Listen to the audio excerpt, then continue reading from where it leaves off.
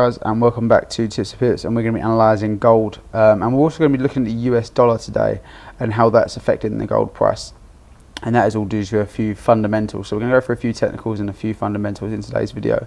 However, before I get started, please, if you haven't done so already, please feel free to join my Telegram group. It is completely free by scanning this QR code, and there is also a link in the bio of this video.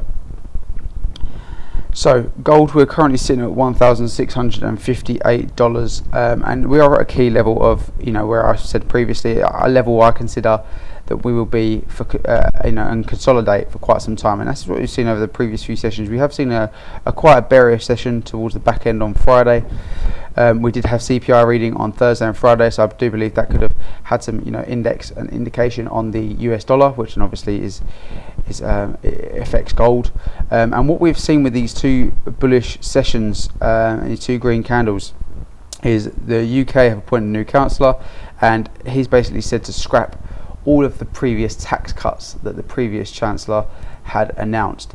Now this is extremely good for the pound, which has made the dollar weaker, which in turn has made gold slightly stronger. As we know, gold and the US dollar work in opposite directions more often than not. So if we were to take a little look at the Great British Pound to the US dollar, you can see even from last week when the new chancellor was appointed, but definitely in this week's sessions on Mondays and Tuesday today, we have seen some extremely bullish activity, which is fantastic. Whether we'll just test the 50-day EMA, whether we'll break above, will all be dependent.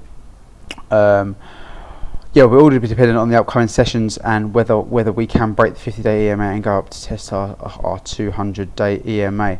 But going back onto gold, and that is where we've seen these two bullish sessions. Now I see we're kind of in a bit of a downward wedge, which we could potentially bounce around and consolidate in, which we are at a level of consolidation as well. So I do think this will happen in this area over the next few sessions, and whether we can get a bounce off of our 50-day EMA and our top of a downward trend line, quite possibly. But I believe there will be a possible breakout to the upside or to the downside of this wedge, and then we can look for a rebound and an entry.